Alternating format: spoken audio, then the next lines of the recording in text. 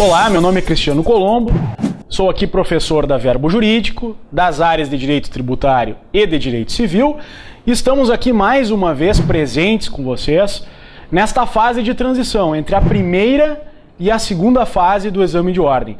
Eu sempre gosto de salientar para os meus alunos, em especial os alunos que me mandaram e-mail, me ligaram, que eu iria fazer esse vídeo exatamente para que vocês estivessem preparados, então, e tivessem mais subsídios para fazer os recursos. E eu digo a vocês, não desistam, não se desestimulem, procurem fazer com calma este recurso, pois a prova, este exame só termina, no momento que você tem o resultado definitivo.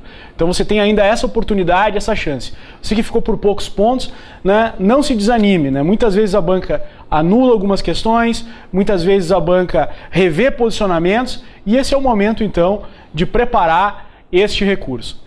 Falando de modo geral, tanto da matéria de tributário e da de direito civil, primeiro começando pelo direito tributário, a matéria tributária efetivamente não verificamos nenhuma hipótese de anulação de questão. Sinceramente, temos aqui, quando viemos aqui falar para vocês sobre as questões que merecem reforma, devemos ser diretos, objetivos, e sobretudo falar aqui o que realmente tem fundamento, para que vocês realmente focalizem nas questões que são passíveis de nulidade. Então eu digo assim, que a matéria tributária, ela acabou tratando, por exemplo, aqui sobre imunidade do IPVA, imunidade do I, de uma autarquia, então sem grandes dificuldades, a questão da medida provisória também, as relações atinentes à competência tributária residual da União, sem grande problema também, questão relativa à solidariedade em matéria de tributos.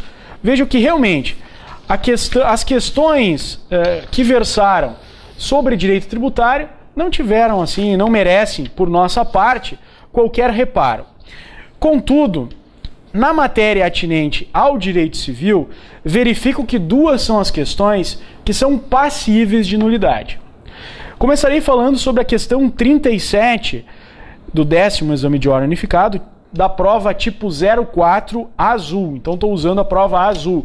Você que está em casa aí, separa, olha no site da FGV, a prova azul para acompanhar, tá? Na prova azul, nós tivemos aqui uma questão de número 37 que disse assim: os vitrais do mercado municipal de São Paulo, durante a reforma feita em 2004, foram retirados para limpeza e restauração da pintura. Considerando a hipótese e as regras sobre bens jurídicos, assinale a alternativa correta. Bem, vamos analisar as alternativas e depois eu vou fazer um comentário por que eu entendo que ela é passível de nulidade. Vejam que a letra A diz: os vitrais, enquanto separados do prédio do mercado municipal durante as obras, são classificados como bens móveis.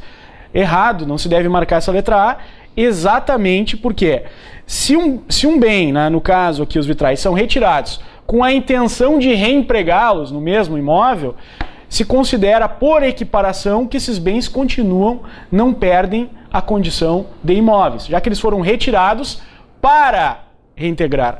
Lembro a vocês que em sala de aula aqui nós trabalhamos essa questão relativamente às telhas. Estavam no telhado, foram retiradas para serem limpas e foram recolocadas. São bens e continuam sendo bens imóveis. Matéria trabalhada aqui nas nossas aulas durante o curso. Letra B. Os vitrais retirados na qualidade de material de demolição, considerando que o mercado municipal resolva descartar-se deles, serão considerados bens móveis. Ora, esta questão é apontada como gabarito correto e realmente todos os vitrais que são retirados e são levados, veja bem, e são levados com o objetivo de demolição, serão considerados bens móveis. Correta, então, a informação. C. Os vitrais do mercado municipal, considerando que foram feitos por grandes artistas europeus, são classificados como bens fungíveis? Seriam bens infungíveis, porque insubstituíveis. E D. Os vitrais retirados para restauração, por sua natureza, são classificados como bens móveis? Também não estaria correto, porque se eles são retirados para restauração para ser colocados, eles se agregam ao mercado municipal e são bens imóveis. Na verdade, o que realmente é objeto aqui de recurso, e que entendo que é o caso, é exatamente esta aparente contradição entre o que diz o enunciado e o que diz a letra B. Porque a letra B, ela soma uma situação que não está no enunciado, gerando contradição. Então vejam, os vitrais do Mercado Municipal de São Paulo, durante a reforma feita em 2004, foram retirados para limpeza e restauração da pintura. O que significa isso? Que são bens imóveis. Ok? Então deveria ter, já que eu tenho que considerar, considerando a hipótese, se eu tenho que considerar esta hipótese que está na questão, ela tinha que ter uma alternativa dizendo que são bens imóveis por equiparação. E não está escrito isso entre as alternativas. Então, no meu sentir, como professor, vejo que o enunciado, né, fala de uma coisa e na hora da resposta exige outra, gerando uma confusão e, quiçá, a inexistência de uma alternativa que contemple a hipótese trazida, né, aqui na questão. Então é isso que vejo. A letra B está correta? A letra B está correta. Porque os vitrais retirados na qualidade de material de demolição, considerando que o mercado municipal resolva descartar-se deles, serão considerados bens móveis. Está correto. Mas não é somente isso, e não é isso que está perguntando. A questão em si pergunta dos que foram retirados para limpeza e restauração da pintura. Estes são considerados, então, bens imóveis por equiparação. Então vejam que é nesse sentido. Basta analisar o Código Civil, pegando ali o Código Civil, vocês vão verificar.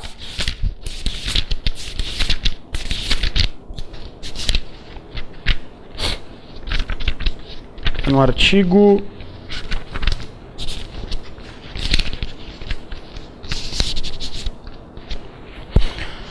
81. Não perde o caráter de imóveis. 2. Os materiais provisoriamente separados de um prédio para neles se empregarem. Então, a hipótese perguntada, que é aqueles vitrais que foram retirados, né, e durante a reforma feita para a limpeza e restauração da pintura, entendemos que deveria vir uma alternativa aqui entre elas, dizendo que são bens imóveis por equiparação legal, a teor do artigo 81 que eu acabei de referir, inciso 2.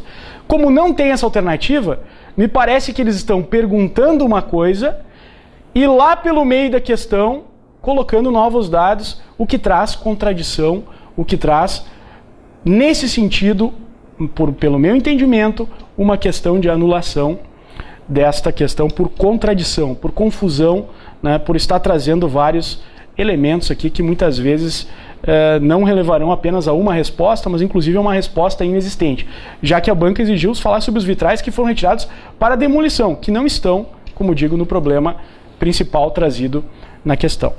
Então, 37, por este motivo, entendo que deva ser objeto de nulidade, para direcionar uma pergunta e levar a outra, que absolutamente não tem a ver com essa situação. Já, se a 37 tem uma contradição entre o enunciado da questão e as alternativas, a 43, por sua vez, fere diretamente jurisprudência do Superior Tribunal de Justiça. E hoje, ainda antes de vir para cá, eu fiz uma análise, né, de alguns julgados recentes do STJ, então eu vou citar para você colocar lá no seu recurso.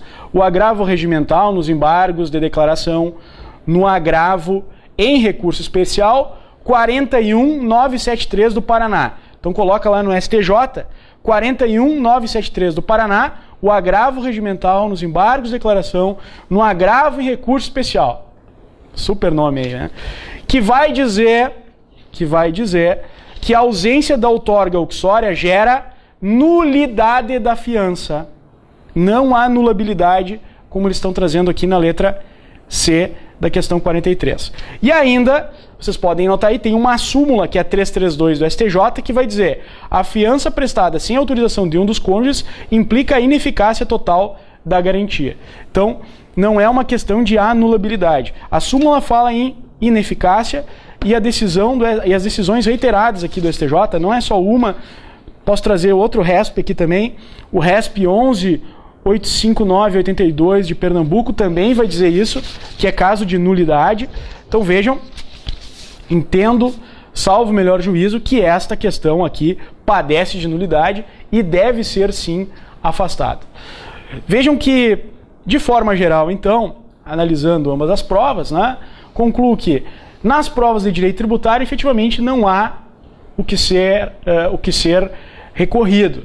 Inclusive digo que temos aqui a tranquilidade de dizer que em sala de aula trabalhamos, né, as questões, trabalhamos as situações aqui que foram cobradas nesses questionamentos trazidos.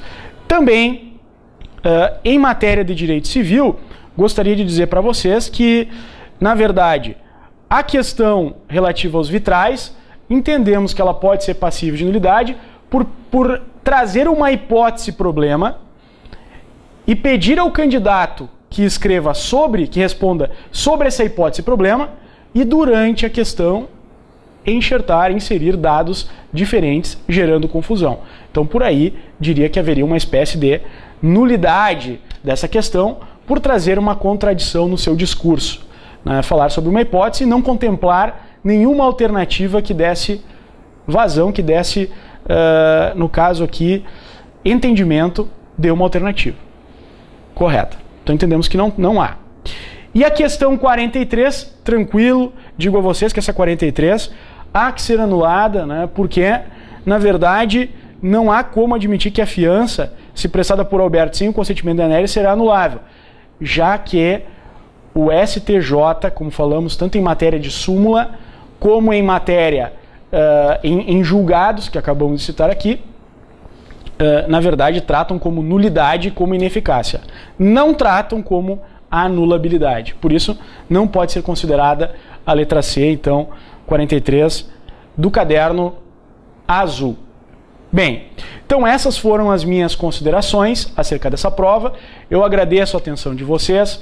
Desejo a todos que façam com calma, com tranquilidade. Vim aqui hoje exatamente para ajudar aqueles alunos aqui da Verbo, os alunos também aí que estão conhecendo o nosso curso, que está para uma segunda fase, né? E dizer a vocês que voltei aqui realmente por essa fidelidade que a Verbo Jurídico então traz para os seus alunos, né? Buscando então trazer e acompanhar durante todas as fases, né?